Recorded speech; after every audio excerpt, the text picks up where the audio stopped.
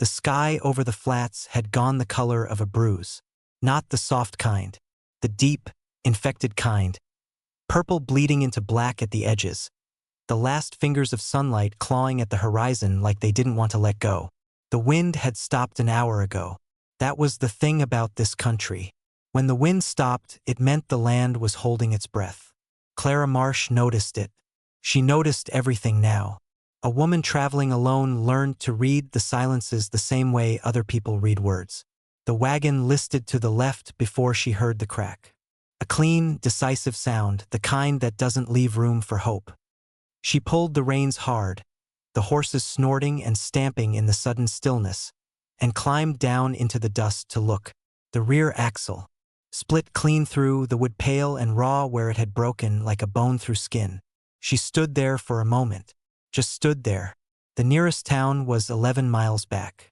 The way station at Creel's Crossing was 6 miles ahead. Her father was dying in a house at the end of a 2-day ride, and the land deed folded inside her coat. The one that would keep that house and those acres from being swallowed by men with money and no conscience. That deed had a filing deadline of 4 days from now. 4 days. 6 miles to a way station. 11 miles back to nothing useful. Clara Marsh did not cry. She had not cried in 3 years. Not since the night she understood that the world would not pause to feel sorry for her. She pressed her lips together, looked up at the bruised sky, and started thinking. That was when she felt it. The specific, skin-tightening awareness of being watched. She turned slowly. The ridge to the east was a black serrated line against the dying light. Nothing moved up there. No shape, no silhouette. Nothing that should have made the back of her neck go cold the way it did. But something was there. She knew it the way animals knew it. Not through sight or sound, but through something older and less polite. Her hand moved to the rifle on the wagon seat. She didn't lift it. Not yet. The ridge stayed still. She had heard the name Eli Kane the same way most people heard it, in low voices, in the spaces between other words, the way you'd mention a sickness or a coming storm. She'd heard it first from the sheriff in Orval, 3 years back, when she was still young enough to think lawmen told the full truth. Eli Kane, outlaw, killer, runs with Voss's old crew or against them, depending on what the wind's doing. Don't matter which, men end up dead either way.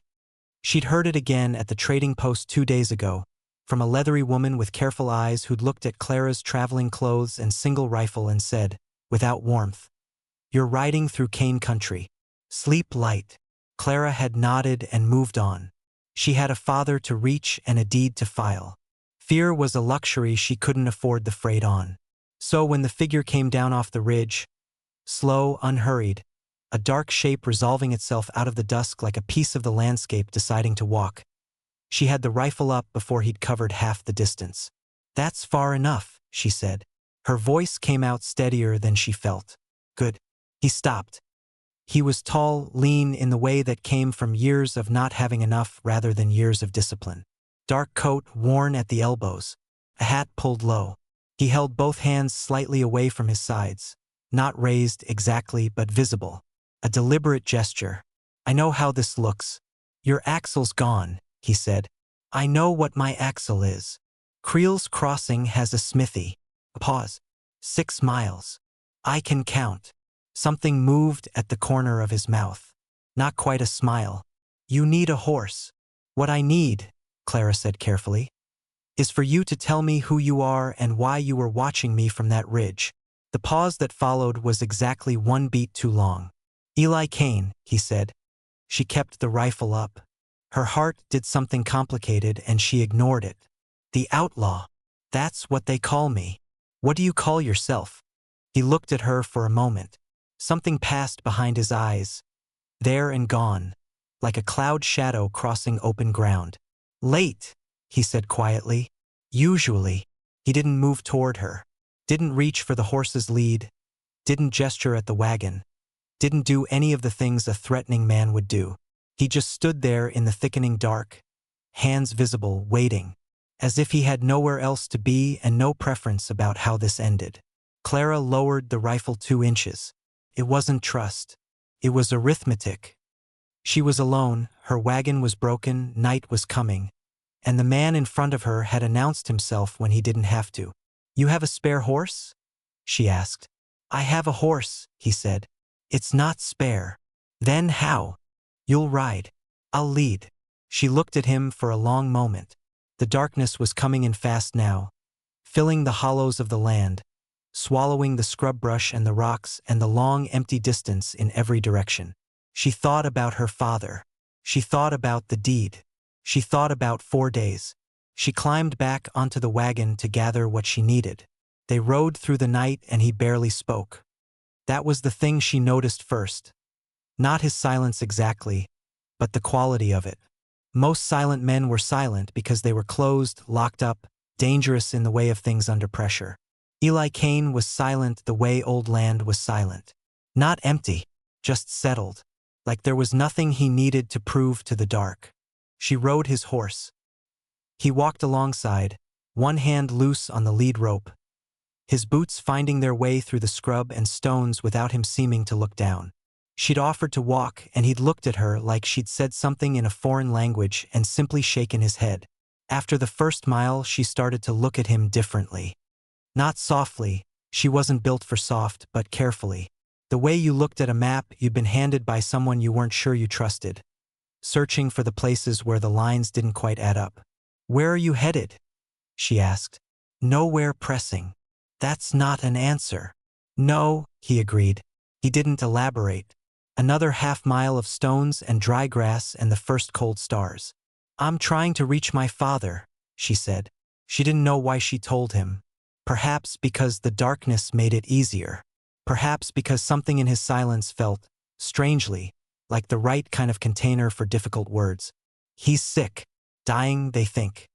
I have a document that will protect his land after he goes. But it has to be filed within 4 days, or the county transfers the title to a holding company. She paused. So that's why I can't wait until morning. He didn't respond immediately. She watched him from above, the angle strange, the starlight catching the line of his jaw. How much land? He asked. An odd question. 300 acres. River frontage on the east side. Something shifted in the set of his shoulders. So small she might have imagined it. Your father's name? He asked. Thomas Marsh. Why? Just asking, he said, but his voice had changed. Just slightly. The way a room changes when someone opens a door in another part of the house. You don't see it, but you feel the air move. She wanted to ask him more. She didn't. They rode on through the dark and the cold and the enormous, indifferent silence of the frontier, and something she couldn't name settled into the space between them like a third traveler. Creel's Crossing was 4 buildings and a lamp. The way station keeper was a heavy-set man named Dobb who looked at Eli Kane the way people looked at loaded firearms, with great care and no sudden movements. He gave them a table without being asked. He brought food without being asked. He did not make conversation. Clara spread the deed on the table to check the dates and the language for the dozenth time, and that was when the man at the bar turned around. She didn't know him, but she saw Eli's face change when he did. The man was young, too well-dressed for the crossing, with pale eyes that moved across the room with the systematic efficiency of someone cataloging valuables.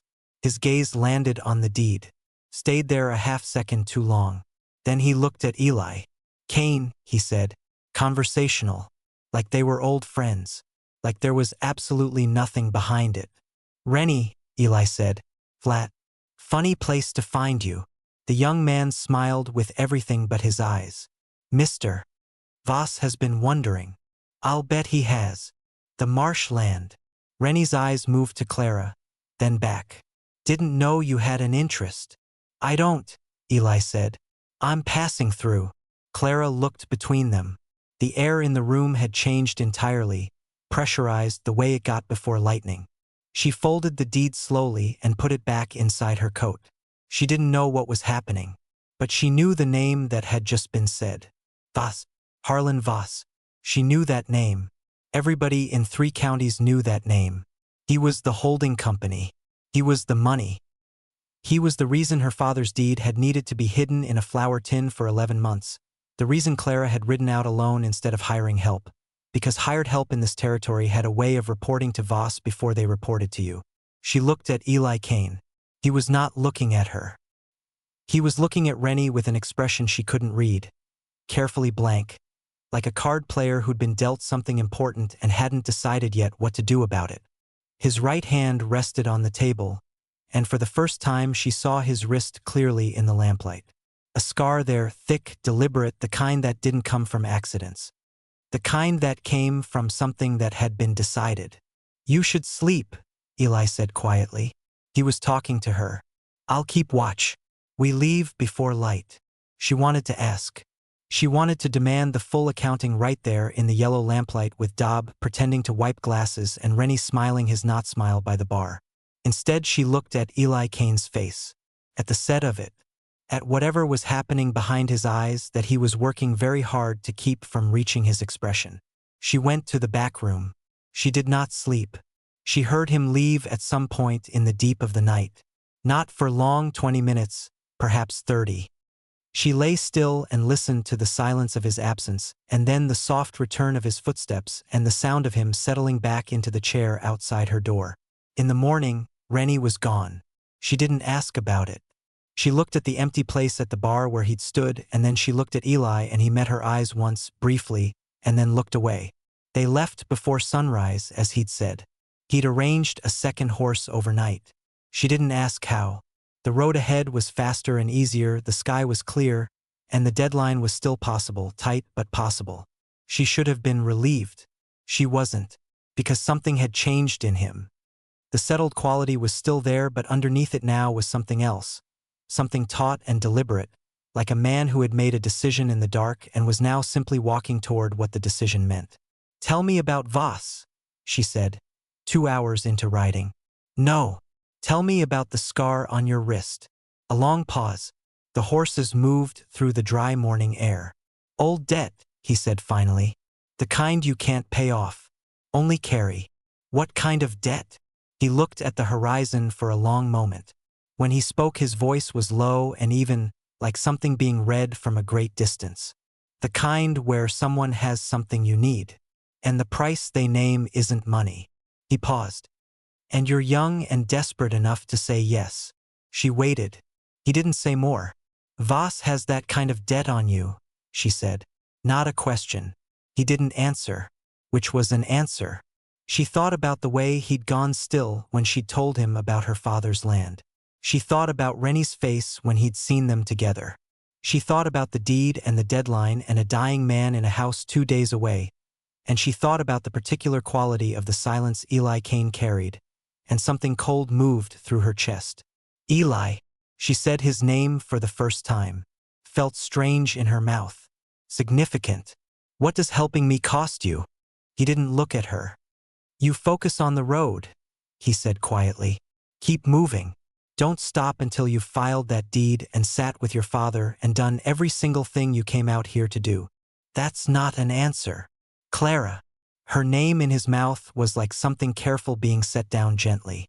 "It's the only answer I've got." They rode hard. He pushed the pace without explaining why, and she matched it without asking, because something in his urgency had transferred itself to her, settling in her sternum like a stone. The miles fell away. The landscape shifted, scrub giving way to grassland, the first distant suggestion of tree line, the faint thread of a river catching sunlight somewhere ahead. 3 hours from the county seat, he stopped. Just stopped.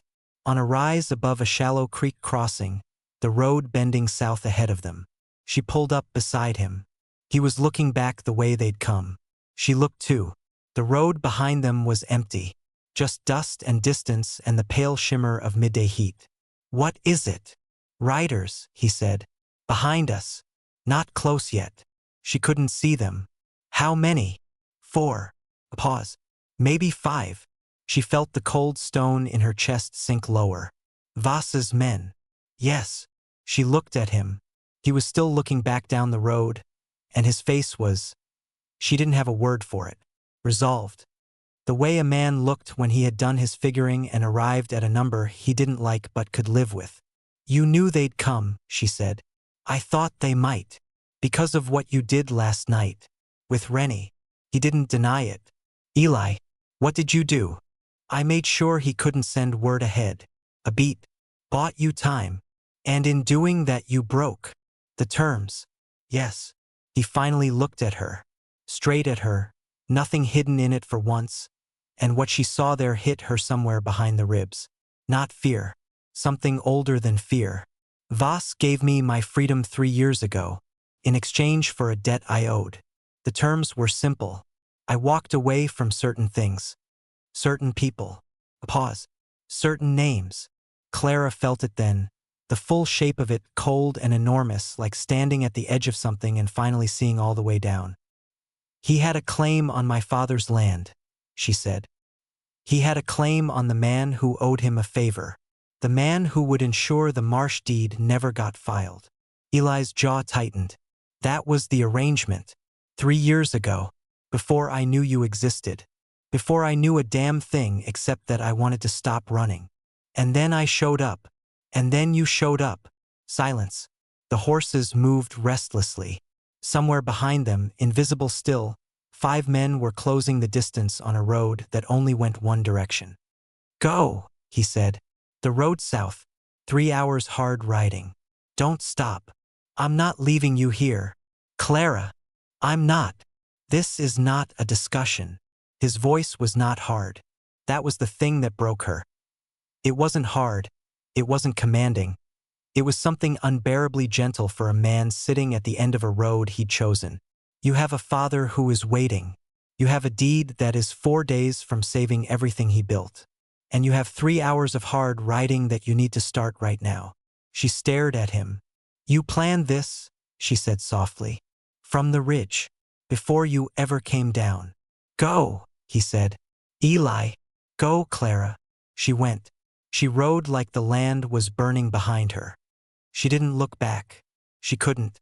Every time the thought tried to form, what he was doing back there, what 5 men and a broken deal meant for a man alone on a rise above a creek crossing.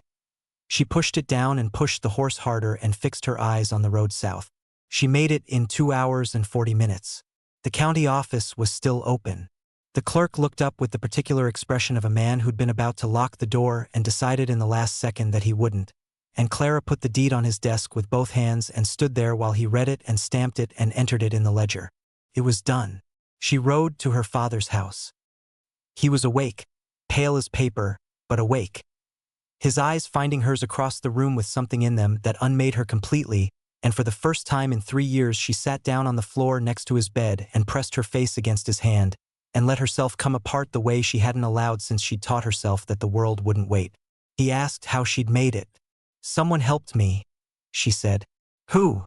She opened her mouth, closed it, thought of a man standing at the edge of a decision he'd already made, sending her down a road without asking for a single thing in return. A good man, she said. I think. 3 weeks passed. She asked in town. She asked at the way station when she rode back through. She asked the smithy at Creel's Crossing who'd been there long enough to know most things about the roads and the people who traveled them. Nobody knew where Eli Kane had gone. Nobody knew what had happened at the creek crossing south of the way station. There were rumors. There were always rumors in this country. Rumors were the currency, spent freely and worth very little. Some said Voss's men had come back without finishing the job. Some said there'd been shooting. Some said nothing at all, only looked away. She went back to the wagon, or what was left of it. She'd had a man from town retrieve it, the broken axle and all. It had been sitting in the barn for 3 weeks, waiting to be dealt with. She hadn't been able to bring herself. That was when she found it, tucked beneath the wagon seat, wrapped in a piece of oilcloth, a folded square of paper so ordinary she nearly missed it. She opened it on the barn floor in the thin autumn light. It was not a letter. It was not an explanation, not an apology, not a goodbye.